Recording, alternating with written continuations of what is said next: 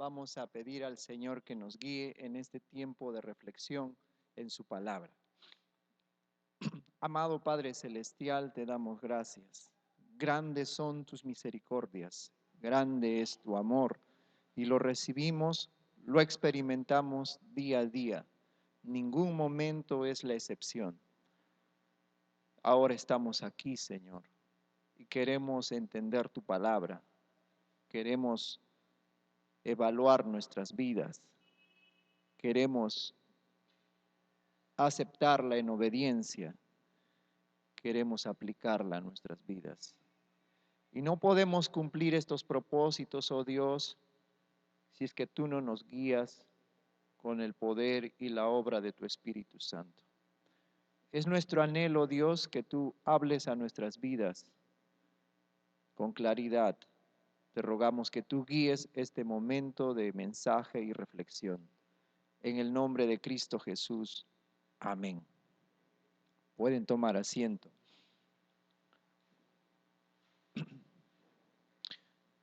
Quiero referirme otra vez al pasaje bíblico Romanos 12, 1 y 2. Me parece que en la lectura no hemos coordinado bien. Romanos 12, 1 y 2.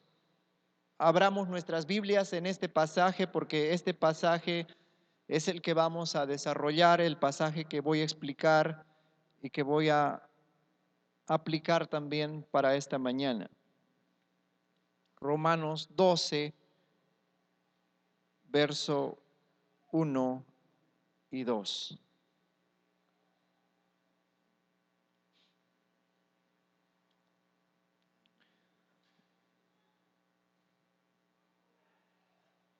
Por ese lado ya lo tienen, ¿sí? Por aquí, por este lado. Muy bien, vamos a leer. Así que, hermanos, os ruego por las misericordias de Dios que presentéis vuestros cuerpos en sacrificio vivo, santo, agradable a Dios, que es vuestro culto racional. No os conforméis a este siglo, sino transformaos por medio de la renovación de vuestro entendimiento, para que comprobéis cuál sea la buena voluntad de Dios, agradable y perfecta. Quiero comenzar haciendo una pregunta. ¿Quién es la persona más importante de tu vida? ¿Quién es la persona más importante de su vida? ¿Ah? Dios. Me alegra escuchar esa respuesta, porque Dios es la persona más importante en la vida de un creyente, de un discípulo de Cristo. ¿Y cómo es esa relación que usted tiene con esa persona? Porque Dios es una persona. Nosotros hemos sido creados a su imagen. Entonces, nosotros por eso podemos pensar, por eso podemos tomar decisiones, podemos razonar, podemos comunicarnos. Tenemos esa imagen de Dios y tenemos la capacidad de relacionarnos con Él.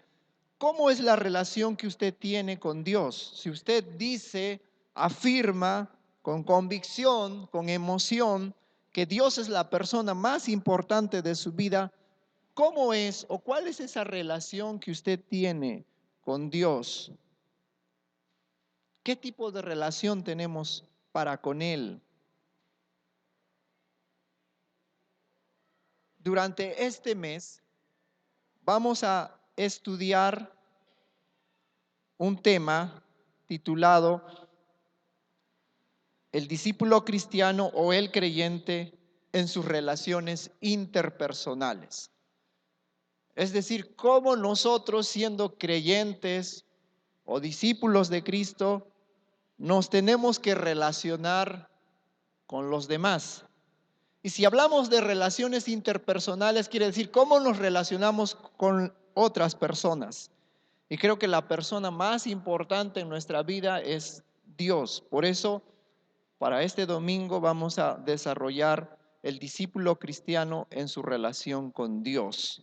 Y creo que este pasaje, Romanos 12, 1 y 2, nos va a dar por lo menos dos pautas o dos consejos o dos formas a través de las cuales nosotros nos relacionamos con Dios. Y eso es lo que vamos a desarrollar a continuación. Pero de manera general, puedo proponer que tenemos una relación de dos cosas. Voy a explicar el pasaje, pero mi propósito general es que entendamos que nosotros como discípulos de Cristo, en nuestra relación con Dios, tenemos una relación de adoración y una relación de obediencia. Eso es lo que propongo para esta mañana y voy a explicarlo con el pasaje. Dos cosas entonces. Tenemos una relación de adoración y una relación de obediencia.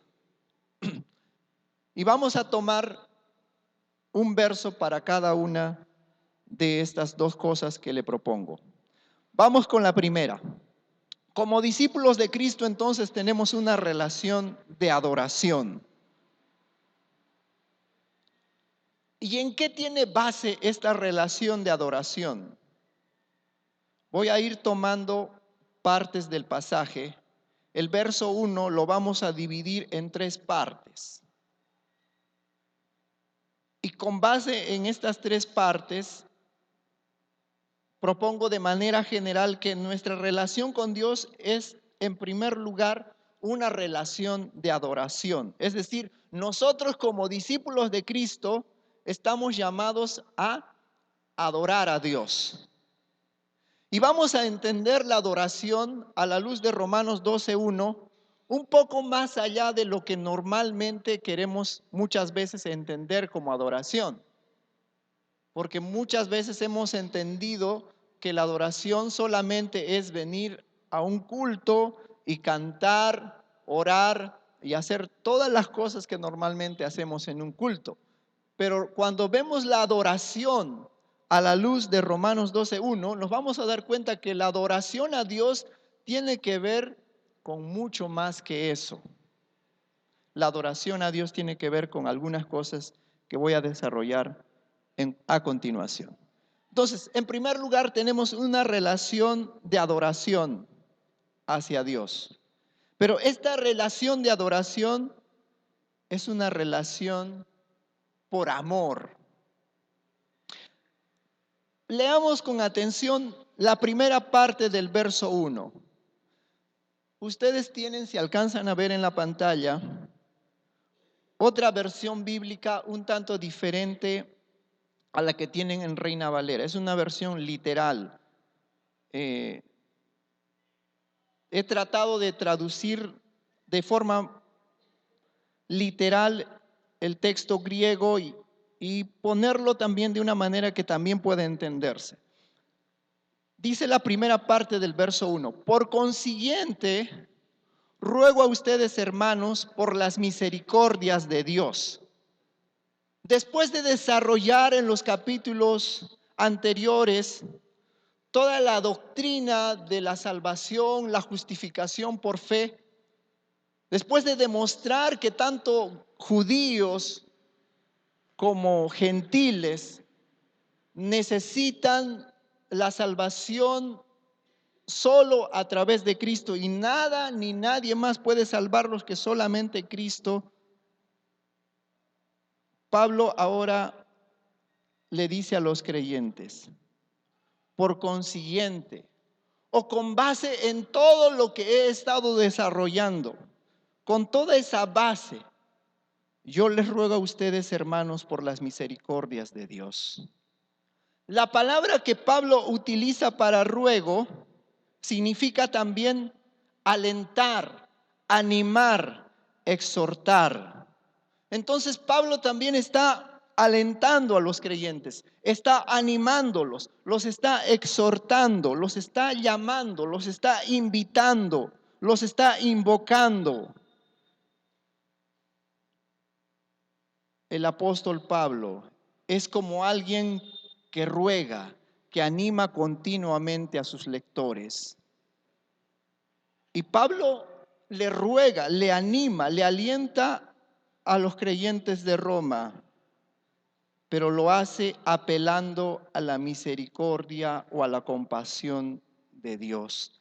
Es interesante que cuando leemos con atención nos fijamos de algunos detalles que normalmente pasaríamos por alto. Dice, ruego a ustedes, hermanos, por la misericordia o las misericordias. ¿Qué dice? ¿La misericordia o las misericordias? Las misericordias. Usa el plural. Significa que la misericordia que los creyentes han experimentado no es algo, no es solamente una, sino son muchas. Son varias veces. Son muchas veces que el creyente, el discípulo de Cristo, experimenta las misericordias de Dios. Entonces, Pablo está diciéndole a los creyentes, quizás en otras palabras, ustedes han experimentado las misericordias, han experimentado el amor de Dios. Y como lo han experimentado, lo han vivido, lo han recibido, podríamos decir, no de manera mezquina, sino de manera abundante, ahora yo les voy a pedir algo a ustedes. Y ese ruego o esa petición creo que también desde la época que Pablo está escribiendo a los romanos viene hasta nosotros y nos invita también, nos alienta, nos anima, nos exhorta, porque también nosotros hemos recibido y recibimos continuamente las misericordias de Dios. ¿Ha usted experimentado las misericordias o el amor de Dios? ¿Ah? ¿Lo ha experimentado o no? Amén. Hemos experimentado el amor, las misericordias de Dios. Por lo tanto, este ruego que Pablo hace también nos cae a pelo a nosotros. También la palabra de Dios esta mañana a usted y a mí nos está diciendo, por consiguiente, ruego a ustedes, hermanos de Centro Evangélico, por las misericordias de Dios. Pablo apela a las misericordias, apela al amor de Dios. Y la palabra de Dios nos llama a adorar a Dios, pero nos llama a adorarlo por amor. Por amor. Como Él me amó primero, ahora yo puedo amarle, ¿verdad? ¿No dice eso el apóstol Juan en su primera carta? ¿No? ¿No?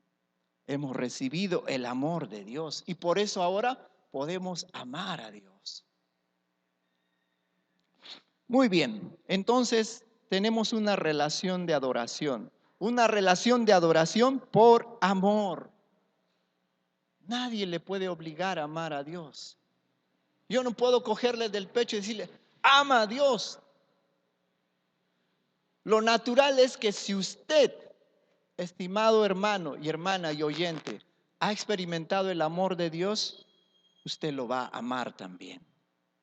Es algo natural. Cuando ha experimentado el amor de Dios, por supuesto. Es una relación de adoración por amor, pero también es una relación de adoración con entrega total. Vamos a ver lo que dice la segunda parte del verso 1. Sigue el hilo de la lectura. Presentar los cuerpos de ustedes en sacrificio vivo, santo, agradable a Dios. Presentar los cuerpos de ustedes en sacrificio vivo, santo, agradable a Dios. Pablo le está pidiendo a los creyentes presentar o dar o poner a disposición sus cuerpos. sus vidas ante Dios. Se trata de algo que los creyentes deben realizar por sí mismos. La palabra que Pablo usa aquí en el idioma griego indica que ellos tienen que presentarse por sí mismos. Nadie más lo puede hacer por ellos. Es decir, cada creyente individualmente, personalmente, debe presentarse delante de Dios, presentar su vida, presentar su cuerpo delante de Dios. Pero es interesante porque la palabra que usa Pablo aquí indica que el creyente hace esto como consecuencia de algo, como resultado de algo. Y eso tiene relación con lo que venimos diciendo en la primera parte del verso 1. Como el creyente ha experimentado la misericordia de Dios, ahora la consecuencia natural de todo eso es que Él va a presentar su cuerpo como sacrificio vivo, santo, agradable a Dios. Y hermanos, yo me pregunto, ¿cómo no le vamos a dar nuestra vida al Señor en una entrega total si Él ha entregado lo mejor de Él para salvarnos, hermanos? ¿Ah? Él ha entregado a su Hijo, ha entregado a su unigénito para morir en la cruz. ¿Qué cosa más grande? ¿Qué otra cosa mejor podía entregar Dios por nuestra salvación? Y entonces, ¿cómo no entregar nosotros también nuestro cuerpo, nuestra vida en una entrega total? ¿Qué debemos presentar los creyentes? Nuestros cuerpos, dice Pablo. Es decir, cada creyente debe presentar su vida, su cuerpo. Cuando Pablo hace referencia a la palabra cuerpo, se refiere al todo completo. Es decir, no es solamente la parte física, sino todo el ser, la parte espiritual, lo emocional, psicológica y la parte física. Es decir, los creyentes debemos presentarle a Dios todo nuestro ser, nuestra mente, nuestros sentimientos y nuestro cuerpo presentado a Dios como un todo completo para o como o en sacrificio. ¿Cómo es este tipo de sacrificio o adoración que Pablo pide? ¿Se trata de un sacrificio? ¿Ah? Hay algo interesante ahí. Se trata de un sacrificio, lo puse con verde, si se dan cuenta, un sacrificio vivo. ¿Mm? La palabra que Pablo utiliza ahí significa vida, que en el pasaje aparece como un sacrificio vivo. Esto, hermanos, hace diferencia del sacrificio del Antiguo Testamento, porque en el Antiguo Testamento los sacrificios que se presentaban, ¿cómo terminaban? Usted llevaba su corderito, lo ponía delante del sacerdote, lo ponían al lugar del sacrificio y era un sacrificio, por así decirlo, muerto, ¿no? Pero ahora Pablo está llamando a que los creyentes presenten un sacrificio vivo porque ya no tienen que llevar su corderito, su becerrito, su tórtola, sino ahora ellos mismos son los que se presentan como el sacrificio para Dios. Y eso también es algo que es totalmente aplicable a nuestras vidas. Ya no tenemos necesidad de presentar nuestro corderito, nuestro macho cabrío, nuestra tórtola o a cualquier tipo de sacrificio o ofrenda para ser sacrificado y muerto. Ahora nosotros los creyentes somos llamados a presentarnos a Dios en una entrega total, completa. Qué bueno es cuando venimos al culto y venimos con la disposición de entregar a Dios no solamente lo externo, el cantar fuerte, el cantar bien, sino también entregar nuestros pensamientos, nuestros sentimientos y emociones a Dios. Dios espera de nosotros una entrega total. ¿Está dispuesto a presentar su vida como su mejor sacrificio a Dios? ¿Ah? ¿Cuál es la mejor ofrenda que podemos presentar a Dios? Nuestra vida misma. Pero también debemos evaluar que así como en el Antiguo Testamento la ofrenda que se presentaba a Dios debía ser intachable, debía ser lo mejor de lo mejor, sin defecto, revisado minuciosamente hasta las pisuñitas del corderito o del animal que se presentaba. De igual manera nuestras vidas debieran ser lo mejor para el Señor en todo aspecto de nuestra vida. Entonces tenemos una relación de adoración hacia Dios, una relación de adoración por amor, una relación de adoración con entrega total. Y vamos a la tercera.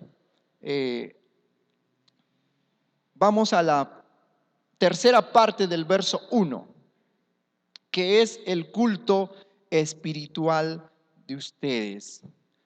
La palabra que Pablo utiliza y que se traduce como culto está relacionada con la adoración, la administración o el servicio a Dios. En el pasaje efectivamente el término puede significar culto, oficio o servicio de los creyentes o que los creyentes deben presentar a Dios, ¿no? Como ya se mencionó, nosotros los creyentes mismos estamos llamados a presentarnos como un sacrificio vivo a Dios, como un acto de adoración o sacrificio. ¿Qué tipo de culto es el que presentamos nosotros los creyentes? Pablo utiliza la palabra espiritual. En realidad es una palabra que puede significar racional o espiritual. Cuando uno busca en el diccionario del idioma, encuentra estas dos opciones. Por eso es que algunas versiones bíblicas traducen la última parte del verso 1, que es vuestro culto espiritual o es vuestro culto racional. Y bueno, ¿por cuál decidir? No es tan fácil decidir. Parece ser que se refiere a ambas posibilidades. Se trata de un adjetivo que puede significar, como ya les decía, algo espiritual o racional. Si decimos que se trata de algo racional, se trata de un culto que los creyentes presentan como resultado de un ejercicio lógico proveniente de la razón. En el caso de algo espiritual, guarda relación con algo proveniente del espíritu. En todo caso, podemos decir que el culto que los creyentes estamos llamados a presentar a Dios es algo que requiere el uso de nuestra mente, de nuestro entendimiento, pero también es algo espiritual, es decir, algo dedicado a Dios y dirigido por el Espíritu Santo. Esto es muy interesante y creo que Pablo hace menciones en sus cartas donde él dice, oraré con el Espíritu o en el Espíritu, pero también oraré con el entendimiento. Creo que Pablo ilustra muy bien esto. Nuestra adoración a Dios es así. No es una adoración puramente emocional. Ya bueno, cantamos, nos emocionamos y llegamos al éxtasis, a la emoción suma y después, no sé, nos caemos de espaldas o hacemos un montón de cosas. Es una adoración consciente, inteligente, donde participan no solo nuestras emociones, sino también participa nuestra mente. Es algo que practicamos con el entendimiento, pero también podemos decir con el corazón. Y eso nos conduce a un crecimiento equilibrado. Tendríamos que evaluar nuestras vidas también. ¿Hay en nuestra vida un crecimiento equilibrado? Sería una buena pregunta, ¿no? O sea, ¿nuestra adoración a Dios es puramente emocional? ¿O también es una adoración que nos lleva a crecer mentalmente, a crecer el entendimiento? Deberíamos, creo yo, tener un equilibrio en eso, ¿no? Y creo que tenemos que trabajar todavía en eso. Entonces, tenemos una relación de adoración hacia Dios, una relación de adoración por amor, de adoración con entrega total y de adoración espiritual, pero con el entendimiento. Muy bien, vamos a la segunda parte, al verso 2. Tenemos una relación también de obediencia. Es decir, no solo Pablo está llamando a que los creyentes adoren a Dios, a que presenten sus cuerpos como sacrificio vivo, santo, agradable a Dios, sino que los está llamando también a algo práctico. Y creo que tiene que ver con la obediencia, si lo queremos resumir. Tenemos una relación de obediencia para con Dios. Obediencia para dejar el mundo atrás en primer lugar. Vamos a la primera parte del verso 2. Hay algo bien claro ahí. No os conforméis a este siglo. Yo propongo también una traducción ahí. Y no tomen la misma forma de este mundo. La palabra que utiliza Pablo y que en Reina Valera, que la mayoría de nosotros tiene y que traduce como conforméis, tiene la idea de formar en manera parecida a algo o conformar al mismo patrón. La palabra que utiliza Pablo es la idea de que usted coge un molde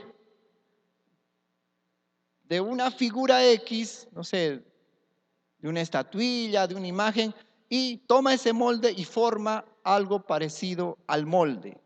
Pablo está diciendo que no tomen la misma forma del mundo, no tomen el mismo patrón del mundo. Y en otras palabras, Pablo también podría estar diciendo a los creyentes, no se amolden a la manera de vivir de este mundo. Y la palabra que utiliza Pablo es un imperativo, es una orden. Ahora Pablo ya no está rogando, ahora Pablo ya no está solamente alentando, animando a los creyentes. Ahora Pablo les está poniendo delante de los creyentes una orden, les está diciendo, no tomen la misma forma de este mundo. En otras palabras podríamos decir, no vivan de la misma manera que vive este mundo. Es una negación porque antes de la palabra que se traduce como conformar o amoldar, aparece una negación absoluta. Es decir, de ninguna manera ustedes vivan como el mundo vive. Se trata entonces de una prohibición dirigida a los creyentes. Y esto debe cumplirse de manera continua. Es decir, no es solamente que hoy, por ser domingo, yo trato de guardarme de las cosas del mundo y bueno, como es día domingo, debe ser el día que vivo de la mejor manera. Hoy soy muy amable con mi esposa, hoy soy muy amable con mis hijos, hoy voy a la iglesia, saludo a los vecinos, hoy he ido a la iglesia y me acuesto temprano y trato de hacer la mejor presentación de mí hacia afuera. Es un mandato continuo lo que Pablo está diciéndole, lo que yo les ordeno es algo que ustedes deben obedecer continuamente. Hoy, mañana, pasado y traspasado y así hasta que el Señor nos recoja. Es un mandato continuo. No dejarse amoldar o conformar. Y deben hacerlo ellos mismos. ¿Ah? No es alguien que lo va a hacer por ellos, sino ellos mismos deben trabajar en esto. ¿A quién no deben amoldarse los creyentes, hermanos? Entonces, ¿qué es lo que dice esta primera parte del verso 2? ¿A qué no deben amoldarse o conformarse los creyentes? A ver, lea su Biblia en el verso 2, la primera parte. A este mundo. La palabra que Pablo usa para mundo se refiere también a edad, era, corriente de este mundo o siglo. Entonces Pablo está diciendo que los creyentes no deben amoldarse a la presente era, generación o mundo corrompido por el pecado. Cuando Pablo está hablando de mundo, muchas veces hay que distinguir, muchas veces puede referirse a la creación en sí, ¿no? Al sol, las estrellas, la tierra, el agua y todos los elementos que hay en la tierra. Pero en este caso, así como en otros, Pablo no se está refiriendo a eso, sino a esta generación o a este mundo corrupto, caído en el pecado. A ese tipo de mundo, Pablo le está diciendo a los creyentes, no deben amoldarse o no deben conformarse. Y esto, hermanos, tiene que ver con nosotros. Todavía vivimos en un mundo, vivimos prácticamente en la misma generación o era o mundo caído que los creyentes de Roma hace casi ya 2000 años atrás. Y creo, hermanos, que los pecados o las atracciones que el mundo tiene no han cambiado, siguen siendo los mismos. De hace 2000 o 3000 años atrás, sigue siendo lo mismo que el mundo ofrece y lo mismo que trata de seducirnos hoy. Amor por lo material. ¿Había hace 20 siglos atrás? Sí. ¿Existe hoy? ¿Materialismo?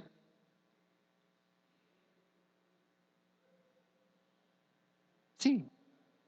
Cambia de nombre quizás, pero hermanos, nosotros también estamos bajo un mundo corrompido y Pablo también en su carta nos llama a nosotros y nos dice que no debemos tomar la misma forma de este mundo caído.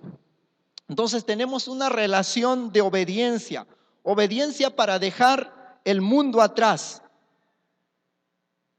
La palabra de Dios también nos dice a nosotros, ustedes creyentes de Centro Evangélico, no tomen la misma forma de este mundo, no vivamos igual como el mundo vive. ¿Hay algo quizás en su vida en lo cual usted todavía está siguiendo la corriente de este mundo? ¿Ah? ¿Cómo va su relación con el trabajo? ¿Cómo va su relación con el dinero? ¿Cómo va su relación con el sexo? ¿Mm? Tendríamos que evaluar muchas cosas en nuestra vida. Quizás hay algo todavía en nosotros en lo cual nos estamos conformando a la manera de vivir de este mundo corrompido y caído en el pecado. Avancemos. Tenemos una relación de obediencia también, obediencia para dejarse transformar continuamente. Por un lado, entonces Pablo está diciendo, no se dejen amoldar o no sigan la corriente de este mundo y continúa diciendo, sino, es decir, en lugar de ser amoldados al mundo, sean transformados por la renovación de la mente. Es decir, en lugar de amoldarnos o conformarnos al presente mundo corrupto, Pablo ahora está ordenando a los creyentes que sean transformados. Y es otro mandato. Pablo está diciendo ahora, sean transformados.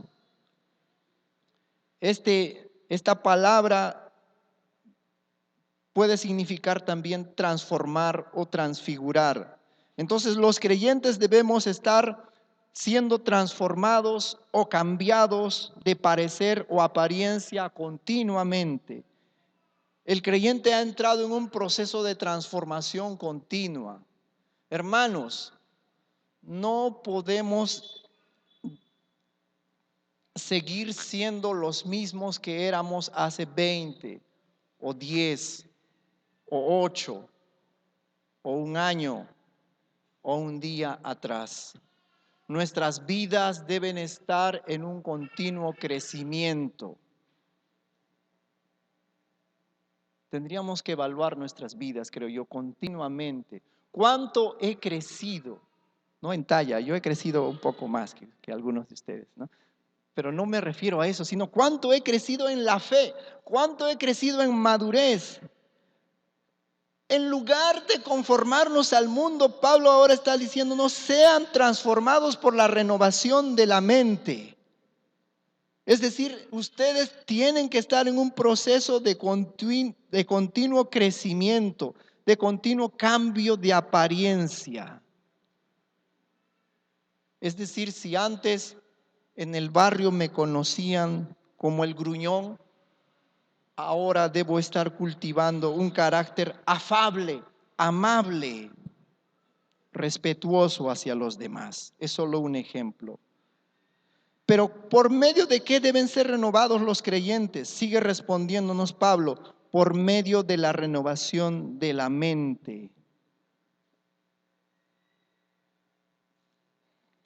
Esto implica el pensamiento, los sentimientos, la voluntad. La renovación de la mente se refiere entonces a sintonizar lo moral, lo espiritual y el pensamiento de la mente nuestra a la mente de Dios. Es decir, nosotros deberíamos sintonizar nuestras vidas al canal de Dios, en lo moral, en lo espiritual, en cada aspecto de nuestra vida, en nuestros pensamientos.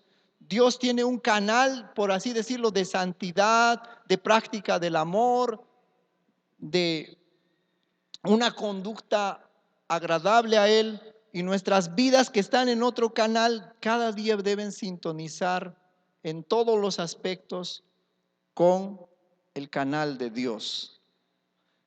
Pablo está diciendo, ustedes deben acomodar su mente a la mente de Dios en todos los aspectos de su vida. Y cuando tomamos como referencia a Tito 3:5, podemos decir que esa renovación de la mente ocurre por obra y acción del Espíritu Santo. Es decir, obviamente no es algo que solamente nosotros por nuestra propia cuenta podemos lograr, sino que es algo en lo cual el Espíritu Santo tiene que obrar activamente. Mientras que Tito 3:5 nos muestra que el Espíritu Santo tiene que obrar, Romanos 12:2 nos dice que nosotros debemos estar dispuestos a dejarnos transformar, renovar. Es decir, por un lado, el Espíritu Santo está obrando y quiere obrar para que nosotros seamos transformados continuamente. Nuestra mente, nuestros pensamientos, nuestros sentimientos y cada aspecto de nuestra vida. Pero por otro lado, nuestra responsabilidad es dejarnos transformar, es decir, sumisos, ser dependientes de Él.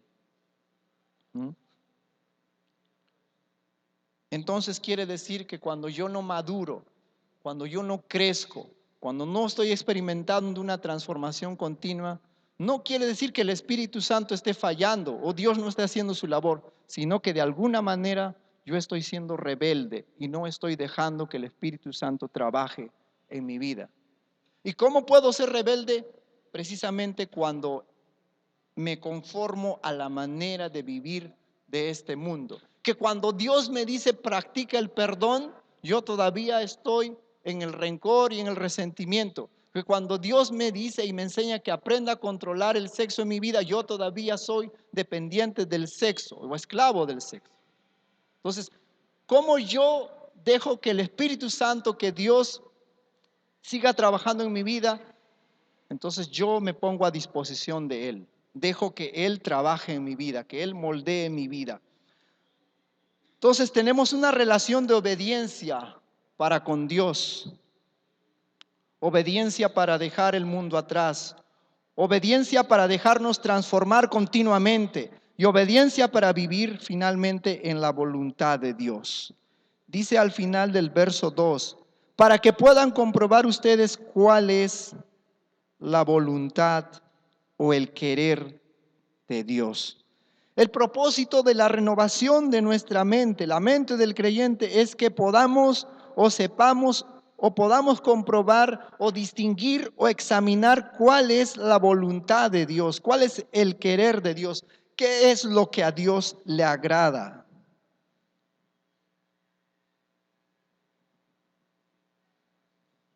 ¿Cuántos de nosotros queremos hacer la voluntad de Dios? Aquí está la clave. Adore a Dios. Adórelo por amor. Adórelo con una entrega total de su vida. Adórelo creciendo en lo espiritual, pero también en el entendimiento. Adórelo obedeciéndolo. Deje el mundo atrás. ¿Cómo puede un creyente querer saber la voluntad de Dios si aún todavía invierte muchísimo tiempo en cosas que no son provechosas, como mirar programas o novelas o cosas que no edifican para nada nuestra vida. Es una contradicción. O sea, por un lado digo, quiero conocer la voluntad de Dios, pero por otro lado no hago nada por crecer, no me dejo moldear por el Espíritu Santo. Sigo invirtiendo tiempo en cosas que no son provechosas, entrometiéndome en chismes o en cosas o situaciones que no edifican para nada mi vida. Si queremos conocer la voluntad de Dios, tenemos que adorarlo, tenemos que obedecerlo, tenemos que dejar el mundo atrás. Tenemos que dejarnos transformar continuamente. El propósito es que podamos vivir en obediencia a la voluntad de Dios. El propósito está al final del verso 2, para que puedan comprobar ustedes cuál es la voluntad de Dios. Solo una mente renovada continuamente por el Espíritu Santo puede discernir cuál es la voluntad de Dios. Solo cuando estamos continuamente en el taller de Dios y estamos entregando nuestra mente, nuestros sentimientos, nuestros pensamientos a Dios continuamente para ser lavados a través de su palabra, para ser acercados a Él por medio de la oración, para ser siempre animados y estimulados al amor y a las buenas obras, congregándonos regularmente. Cuando de verdad nos sometemos a Él, entonces nuestra mente es renovada, nuestra mente es transformada continuamente, y entonces por obra del Espíritu Santo y nuestra disposición a dejarnos moldear por el Señor, podemos tener claridad para poder ver cuándo estamos haciendo o no la voluntad de nuestro Dios. Y esta voluntad de Dios, Pablo la presenta con 3 características. Es buena, agradable y perfecta. Cuando Pablo habla de que es buena o bueno, habla de algo que es bueno en cualquier sentido. Cuando Pablo habla de que es algo agradable, se trata de algo agradable completamente. Cuando Pablo habla de que es perfecta la voluntad de Dios, se refiere a algo completo en todo sentido. Eso es lo que Dios tiene para sus hijos. Pero no es, por así decirlo, algo mágico. Es algo que requiere entrega de nuestras vidas para adorarle, por amor, para adorarle entregando nuestra vida completamente a Él, para adorarle en espíritu, pero también con el entendimiento. Es algo que podemos experimentar, esa voluntad de Dios buena, agradable y perfecta, cuando le obedecemos, cuando dejamos el mundo atrás, cuando nos dejamos transformar por Él y cuando vivimos en esa búsqueda continua de su voluntad. Podemos experimentar precisamente esa voluntad de Dios que es buena, agradable y perfecta. Le pregunto, ¿hacemos todavía lo que queremos? Como canta Tilsa Lozano, ¿no? Y dice, soy soltera y hago lo que quiera, dice, ¿no? ¿Hacemos aún lo que queremos, hermanos? Tenemos que evaluarnos, hermanos. Somos creyentes, somos discípulos de Cristo y quizás todavía en nuestra vida estamos haciendo lo que queremos nosotros. O estamos haciendo lo que Dios quiere. O estamos haciendo lo que a Dios le agrada. Hay que evaluar continuamente nuestra vida. Recordemos finalmente, como discípulos cristianos en nuestra relación con Dios, 2 cosas le mencioné. Tenemos una relación de adoración y una relación de obediencia. Una relación de adoración. Él nos amó primero, hermanos, sin merecerlo. Por eso es misericordia. Es una de las cualidades del amor de Dios, la misericordia. Que pudiendo Él, siendo un Dios santo, partirnos con un rayo por la mitad o en miles de partes, Él nos amó primero entregando a su Hijo por nosotros. Por eso, hermanos, entreguémosle todo a Él, todo nuestro ser. Yo no le estoy pidiendo que se emocione, ay, diga, ay, qué lindo, voy a entregar todo mi ser a Dios, aquí estoy, Señor, lléname. Está bien, si usted es sincero en eso, está bien. Lo que le estoy diciendo es que tome una decisión consciente en esta hora, una decisión consciente, bien pensada, en lo cual el Espíritu Santo alumbra su mente, su pensamiento, y usted toma la decisión de entregarle todo al Señor, sus sentimientos, sus emociones, sus pensamientos, todo su ser, pero hágalo de todo corazón. Que esa sea nuestra relación de adoración a Dios. Tenemos una relación de obediencia. Por eso, hermanos, dejemos el mundo atrás. Dejemos esas costumbres y hábitos que por años nos mantiene en el mismo nivel de vida cristiana. Hay que ser sinceros con nosotros mismos y evaluar cuánto hemos crecido, cuánto ha avanzado nuestro carácter, cuánto hemos avanzado en amor, cuánto nuestras vidas están dispuestas a servir a los demás, por ejemplo, cuánto todavía guardamos de resentimiento, cuántas cosas todavía nos esclavizan, son como un ancla que nos impide avanzar. Dejemos el mundo atrás para ser transformados continuamente por el Señor. No nos ha llamado el Señor para que cuando Él regrese nosotros sigamos en los mismos hábitos y en la misma calidad de vida que cuando lo hemos conocido. Nos ha llamado para crecer, para avanzar, para madurar, para experimentar en nuestras vidas su voluntad, que es buena, agradable y perfecta en todos los sentidos. Que nuestro deleite sea hacer su voluntad. Tenemos una relación con Dios, que es la persona más importante de nuestra vida. Adorémosle y obedezcámosle, hermanos. Que el Señor nos ayude. ¿Podemos orar? ¿Sí? Amado Padre Celestial, gracias por tu palabra.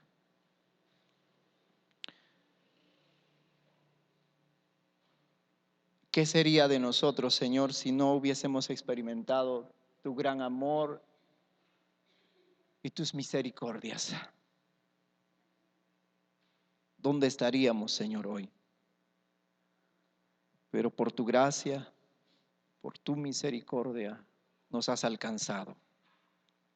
Y nos has llamado a tener una relación contigo, Señor.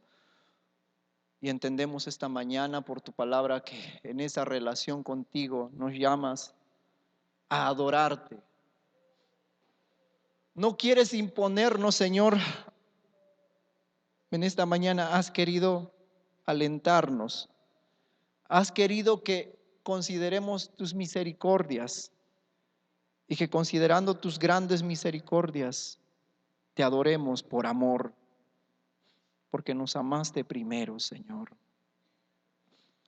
Pero en esa adoración, oh Dios, ayúdanos a entregar completamente nuestro ser a ti, nuestra mente, nuestros sentimientos, nuestras decisiones, todo y cada milímetro de nuestras vidas, oh Dios, sin reservar nada para nosotros. Ayúdanos a entregarte todo, todo a ti, Señor.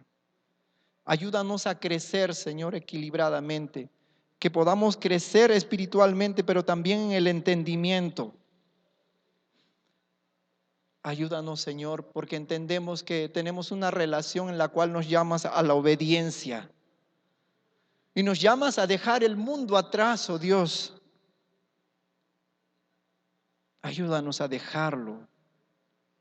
Resentimientos, amor por el dinero, amor descontrolado por el sexo, cualquier otra cosa, Señor, que esté esclavizando nuestras vidas aún. Ayúdanos a dejar el mundo atrás y ayúdanos a dejarnos transformar continuamente por ti, Señor. Despierta hambre y sed de tu palabra intensos en nosotros para crecer en tu palabra, para buscar tu voluntad. Señor, que no podamos seguir avanzando en la vida sin orar, sin ser hombres y mujeres de oración. Ayúdanos, Señor, a vivir en tu voluntad, a disfrutar de esa voluntad tuya que es buena, agradable y perfecta. Gracias, Señor, por tu palabra. Obra tú, Señor, más allá de lo que podamos nosotros entender y percibir. Padre, entregamos todo en tus manos y te damos gracias, Señor, en el nombre de Cristo Jesús. Amén. Dios le bendiga, hermanos.